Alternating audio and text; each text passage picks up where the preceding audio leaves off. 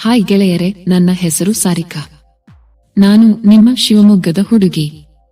ನಾನು ಇವತ್ತು ಹೇಳೋ ಕತೆ ವಿಚಿತ್ರ ಅನ್ನಿಸಬಹುದು, ಏಕೆಂದರೆ ಇದು ನನ್ನ ಮತ್ತು ನನ್ನ ಮಾವನ ನಡುವೆ ನಡೆದ ಒಂದು ಸುಂದರ ನೆನಪುಗಳು. ಈಗ ಕತೆಗೆ ಬರೋಣ. ನಮ್ ಅಪ್ಪ ಅಮ್ಮ ನನ್ನ ಮದುವೆ ಮಾಡೋಕೆ ಅಂತಾನೆ ಕಾಯುತ್ತಾ ಇದ್ದರು ಅನ್ನಿಸುತ್ತೆ. ಕಾಲೇಜ್ ಮುಗಿದ ತಕ್ಷಣ ನನ್ನನ್ನು ಮದುವೆ ಮಾಡಿ ಕುಂದಾಪುರಕ್ಕೆ ಕಳಿಸಿಕೊಟ್ಟರು. ಆಗ ನನಗಿನ್ನೂ 21 ವಯಸ್ಸು. ಮದುವೆಯ ಕನಸು ತುಂಬಾ ದೊಡ್ಡದಾಗಿ ಕಂಡಿದ್ದೆ. ಫ್ರೆಂಡ್ಸ್ ಎಲ್ಲ ಹೇಳಿದ್ದು ಕೇಳಿ ಮ್ಯಾರೇಜ್ ಲೈಫ್ ಚೆನ್ನಾಗಿರುತ್ತೆ ಅಂತ ಅನ್ಕೊಂಡು ಮೋಸ ಹೋದೆ. ನನ್ನ ಕರಿಮಣಿ ಮಾಲೀಕ ದೊಡ್ಡ ಕಂಪನಿಯೊಂದರಲ್ಲಿ ಕೆಲಸ ಮಾಡ್ತಾ ಇದ್ದ, ಅದು ಚೆನ್ನೈನಲ್ಲಿ. ನನಗೆ ಆ ಊರು ಸೆಟ್ ಆಗಲ್ಲ ಅಂತ ಹೇಳಿ ನನ್ನನ್ನು ಬೆಂಗಳೂರಿನಲ್ಲಿ ಮನೆ ಮಾಡಿ ಇರಿಸಿದ್ದ. ಅವನು ಹಾಗೊಮ್ಮೆ ಹೀಗೊಮ್ಮೆ ಬಂದು ಹೋಗುತ್ತಿದ್ದ. ಹಾಗೆ ಬಂದೆ. ಒಂದು ಮಗುವನ್ನು ಕರುಣಿಸಿದ್ದ. ಮಗು ಆದಮೇಲೆ ಅವನ ಆಸೆ ಕಮ್ಮಿ ಆದ ಹಾಗೆ ಕಾಣಿಸಿತು. ಊರಿಗೆ ಬರೋದು ಕಮ್ಮಿ ಮಾಡಿದ. ಫೋನ್ ಮಾಡಿದರು ದಿನಕ್ಕೆ 1 ಬಾರಿ ಮಾತಾಡಿದರೆ ಹೆಚ್ಚು. ಅದು ಮಗು ಹತ್ರ ಮಾತನಾಡಲು ಅಷ್ಟೇ ಮಾಡುತ್ತಾನೆ. ಮದುವೆಯಾಗಿ 3 ವರ್ಷ ಕಳೆದರು. ಹೆಚ್ಚೆಂದರೆ ನಾವು ಇಬ್ಬರು ಸೇರಿರುವುದು ಬೆರಳೆಣಿಕೆಯಷ್ಟೇ. ಇತ್ತೀಚೆಗೆ ನಮ್ ಅತ್ತೆ ಅನಾರೋಗ್ಯದಿಂದ ತೀರಿಕೊಂಡರು. ಅದಕ್ಕೆ ನಾನು ಮಾವನ ಜೊತೆ ಕುಂದಾಪುರದಲ್ಲೇ ಇರೋಕೆ ನಿರ್ಧಾರ ಮಾಡಿದೆ. ಒಬ್ಬರನ್ನೇ ಈ ಸ್ಥಿತಿಯಲ್ಲಿ ಬಿಟ್ಟು ಇರೋದು ಸರಿಯಲ್ಲ ಅಂತ ಅನ್ನಿಸಿತು.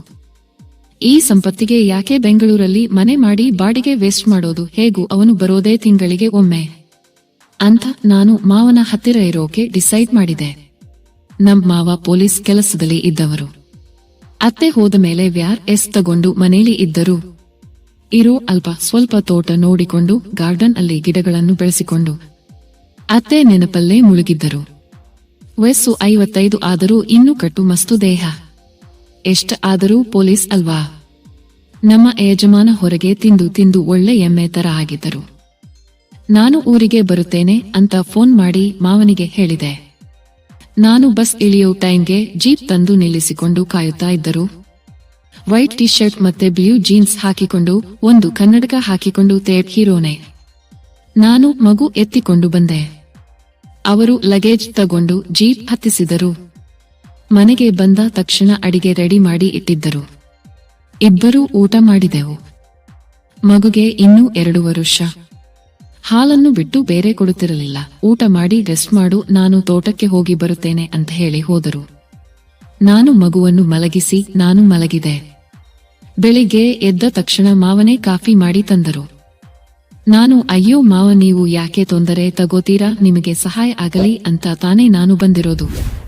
ಇನ್ಮೇಲೆ ನಾನೇ ಎಲ್ಲಾ ಕೆಲಸ ಮಾಡುತ್ತೇನೆ, ನೀವು ಮಗು ಆಡಿಸಿಕೊಂಡು ಇರಿ ಅಂತ ಹೇಳಿದೆ. ಅದಕ್ಕೆ ಅವರು ಸರಿ ಅಂತ ಮಗುನ ಎತ್ತಿಕೊಂಡು ಗಾರ್ಡನ್ಗೆ ಹೋದರು.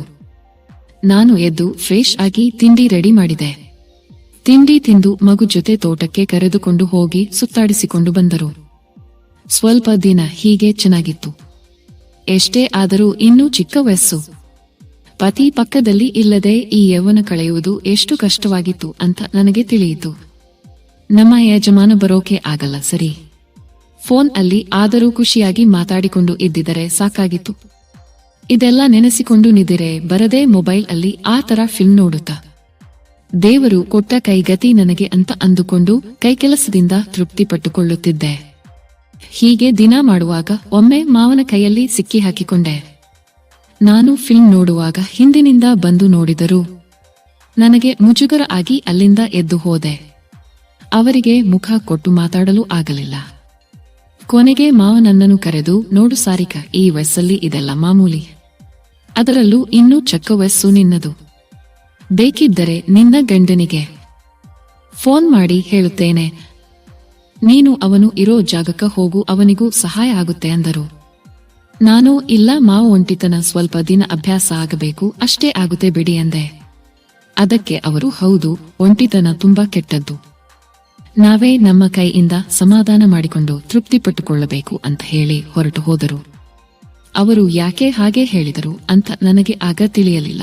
ಒಂದು ದಿನ ನೆಂಟರ ಮದುವೆ ಅಂತ ಹೇಳಿ ಮಾವನನ್ನು ಮಗುನು ಕರೆದುಕೊಂಡು ಹೋದರು. ಮದುವೆ ಮುಗಿಸಿಕೊಂಡು ಅಲ್ಲೇ ಅಕ್ಕಪಕ್ಕ ಇದ್ದ ಕೆಲವು ಜಾಗಗಳನ್ನು ನೋಡಿಕೊಂಡು ಬರೋಣ ಅಂತ ಹೇಳಿದರು. ಅವತ್ತು ಸುತ್ತಾಡಿ ತುಂಬಾ ಖುಷಿಯಾಗಿದ್ದೆ. ಹಾಗೆ ಮಾತಾಡುವಾಗ ಕೇಳಿದೆ, ಮಾವ ಅತ್ತೆ ಹೋದ ಮೇಲೆ ಒಂಟಿ ಜೀವನ ಹೇಗೆ ಸಾಗಿಸುತ್ತಾ ಇದ್ದೀರಾ ಅಂತ. ಅವರು ಏನಿಲ್ಲ ಪುಸ್ತಕಗಳನ್ನ ಓದೋದು, ಗಾರ್ಡನ್, ತೋಟ ಅಂತ ಎಲ್ಲ ಮರೆತು ಹೋಗುತ್ತೆ. ಜೀವನ ನೀಡಿಬೇಕು ಅಲ್ವಾ ಅಂತ ಮುಗುಳ್ನಕ್ಕೂ ಸುಮ್ಮನಾದರು. ವಾಪಸ್ ಮನೆಗೆ ಬಂದ ಮೇಲೆ ನನಗೆ ನನ್ನ ಗಂಡನಿಗಿಂತ ಇವರೇ ವಾಸಿ ಅನ್ನಿಸಲು ಶುರುವಾಯಿತು. ಆಮೇಲೆ ಅನ್ನಿಸಿತು, ಹೇಗೂ ಇವರು ಒಬ್ಬರೇ ಕಷ್ಟ ಅನುಭವಿಸುತ್ತಾ ಇದ್ದಾರೆ. ನನ್ನ ಹಾಗೆ ಆಸೆಗಳು ಇರುತ್ತವೆ. ಹೇಗಾದರೂ ಮಾಡಿ ನನ್ನ ಕಡೆ ವರಿಸಿಕೊಂಡರೆ ನನಗೂ ಸಹಾಯ ಆಗುತ್ತೆ. ನನ್ನ ಆಸೆಗಳು ತೇರುತ್ತವೆ ಅಂತ ಯೋಚಿಸಿದೆ. ಅವತ್ತಿಂದ ನಾನೇ ಅವರ ಮೇಲೆ ಬಿದ್ದು ಮಾತನಾಡಿಸುವುದು, ಫೋನ್ ಅಲ್ಲಿ ಅದು ಇದು ತೋರಿಸುವಾಗ ನನ್ನದು ಅವರಿಗೆ ತಗಲುವ ಹಾಗೆ ಪಕ್ಕದಲ್ಲೇ ಕೂರುತ್ತಿದ್ದೆ. ಕಸ ಗುಡಿಸುವಾಗ, ಮಗುವಿಗೆ ಉಣಿಸುವಾಗ ಅದರ ದರ್ಶನ ಮಾಡಿಸುವುದು ಮಾಡುತ್ತಿದ್ದೆ. ಒಂದು ದಿನ ಬಾಗಿಲು ಹಾಕಿಕೊಳ್ಳದೆ ಹಾಗೆ ಜಳಕ ಮಾಡುತ್ತಿದ್ದೆ. ಮಾವ ಬಂದು ನನ್ನನ್ನು ಹಾಗೆ ನೋಡಿ ಸುಮ್ಮನೆ ಹೊರಟು ಹೋದರು. ನಾನು ಎಲ್ಲವೂ ಕಾಣಿಸಲಿ ಅಂತ ಗಾಬರಿ ಆದವಳ ಹಾಗೆ ನಿಂತುಕೊಂಡೆ. ಅವತ್ತು ನಾನು ತಡೆಯಲು ಆಗದೆ ಅಲ್ಲೇ ಕೈ ಬಳಸಿ ಖುಷಿ ಕಂಡೆ. ಮಾವನು ಬಹುಶಃ ಅವರ ಕೊನೆಗೆ ಹೋಗಿ ಕೈ ಕೆಲಸ ಮಾಡಿಕೊಂಡರು ಅನ್ನಿಸುತ್ತೆ. ಹೀಗೆ ಎಲ್ಲಾ ತರ ಟ್ರೈ ಮಾಡುತ್ತಾ ಮಾವನ ಬೀಳಿಸಿಕೊಳ್ಳೋಕೆ ನೋಡಿದೆ. ಸಂಜೆ ಬಟ್ಟೆ ಒಗೆಯುವಾಗ ಅವರ ಬಟ್ಟೆಲಿ ಆಗಿದ್ದ ಕಲೆ ನೋಡಿ ತಿಳಿಯಿತು. ನನ್ನನ್ನು ಹಾಗೆ ನೋಡಿ ಮಾವನು ಕೈ ಕೆಲಸದಿಂದ ಸಮಾಧಾನ ಮಾಡಿಕೊಂಡಿದ್ದಾರೆ ಅಂತ. ಇವತ್ತು ಹೇಗಾದರೂ ಮಾಡಿ ನನ್ನ ಆಸೆಗಳನ್ನ ಈಡೇರಿಸಿಕೊಳ್ಳಬೇಕು ಅಂತ ಮಗುನ ಮಲಗಿಸಿ ಅವರ ಕೋಣೆಗೆ ಹೋದೆ. ಬಾಗಿಲು ತೆರೆದೇ ಇತ್ತು. ಸಡನ್ ಆಗಿ ಹೋದೆ. ಮಾವ ಕೈಯಿಂದ ಕೈಲಾಸ ಕಾಣುತ್ತಾ ಮೈ ಮರೆತಿದ್ದರು. ನನ್ನನ್ನು ನೋಡಿ ಗಾಬರಿಯಿಂದ ಏನಮ್ಮ ಬಂದಿದ್ದು ಅಂತ ಎದ್ದು ನಿಂತರು. ನಾನು ಮಾತನಾಡುತ್ತಾ ನಾನೇ ಅವರಿಗೆ ಕೇಳಿದೆ, ಮಾವ ಅತ್ತೆ ಹೋದ ಮೇಲೆ ಇದೇ ರೀತಿನ ನೀವು ಜೀವನ ಸಾಗಿಸುವುದು ನಿಮಗೆ ಕಷ್ಟ ಅನಿಸಿಲ್ವಾ ಅಂತ. ಏನ್ ಮಾಡೋದು, ಇಷ್ಟೇ ಪಡೆದುಕೊಂಡು ಬಂದಿದ್ದು ಅಂತ ಹೇಳುತ್ತಾ ಬಾಗಿಲ ಕಡೆ ತಿರುಗಿ ನಿಂತರು. ನಾನು ಹತ್ತಿರ ಹೋಗಿ, ಇಬ್ಬರು ಒಂಟಿ ಜೀವನದಿಂದ ಬೇಸತ್ತು ಹೋಗಿದ್ದೇವೆ, ಯಾಕೆ ನಾವಿಬ್ಬರೂ ಒಂದಾಗಬಾರದು ಅಂತ ಅವರ ಕೈ ತೆಗೆದು ನನ್ನ ಕೈ ಇಟ್ಟೆ. ಅವರಿಗೆ ರೋಮಾಂಚನವಾಗಿ ನನ್ನ ಅಲ್ಲೇ ತಬ್ಬಿದರು. ಇಷ್ಟು ದಿನ ನಿನ್ನ ನೆನೆಸಿಕೊಂಡು ಕೈ ಕೆಲಸ ಮಾಡುತ್ತಿದ್ದೆ, ಇನ್ಮೇಲೆ ಆ ಕೊರತೆ ನೀನೇ ನೀಗಿಸು ಅಂತ ಹೇಳುತ್ತಾ ಹಸಿದ ಹುಲಿಯಂತೆ ನನ್ನ ಮೇಲೆ ಹಾರಿದರು. ನನಗೂ ಇಷ್ಟು ದಿನ ಅವಿತು ಕುಳಿತ ಆಸೆ ಹುಕ್ಕಿ ಹರಿಯಿತು. ಇಬ್ಬರು ಮನಸ್ಸಿಗೆ ಸಾಕಾಗುವಷ್ಟು ತೃಪ್ತಿಪಟ್ಟೆವು. ಅವರ ಬಾಹುಬಂಧನದಲ್ಲಿ ಸೆರೆಯಾದೆ. ನಾನು ವಿಧವಿಧವಾದ ಆಟಗಳನ್ನು ಮಾವನಿಗೆ ಹೇಳಿಕೊಟ್ಟೆ. ಅವರು ಅದನ್ನೆಲ್ಲ ನನಗಾಗಿ ಕಲಿತು ಪ್ರಯತ್ನಿಸಿದರು. ಇನ್ನು ಮುಂದೆ ನನಗೆ ಕೊರಗಿಲ್ಲ ಅಂತ ಮನಸ್ಸಿಗೆ ಖುಷಿಯಾಯಿತು. ನನ್ನ ಕರಿಮಣಿ ಮಾಲೀಕ ವರ್ಷಕ್ಕೆ 3-4 ಬಾರಿ ಬಂದು ಹೋಗುತ್ತಾನೆ. ಅದು ಮಗು ನೋಡೋಕೆ ಅಂತ ಅಷ್ಟೇ. ಅವನು ವಾಪಸ್ ಬರುವ ಯೋಚನೆ ಕೂಡ ಮಾಡಿಲ್ಲ ಅನ್ನಿಸುತ್ತೆ. ಮಾವ ಇರೋವರೆಗೂ ಹೇಗೋ ನನ್ನ ಖುಷಿ ಇರುತ್ತದೆ ಅನ್ನೋ ಆಸೆ ಉಳಿದಿದೆ ಅಷ್ಟೇ. ನನ್ನ ಯಜಮಾನ ಬಂದು ಹೋದ ಮೇಲೆ ಮತ್ತೆ ನಾನು ಮಾವ ಬಗೆ ಬಗೆಯ ಆಟ ಆಡುತ್ತಾ ಕಾಲ ಕಳೆಯುತ್ತೇವೆ. ಮನೆಯಲ್ಲಿ, ತೋಟದಲ್ಲಿ, ಗಾರ್ಡನ್ನಲ್ಲಿ. ಮಾವ ಅಂತೂ ಯಾವ ವಯಸ್ಸಿನ ಹುಡುಗನಿಗೂ ಕಮ್ಮಿ ಇಲ್ಲವೆಂಬತೆ ಇರುತ್ತಾರೆ.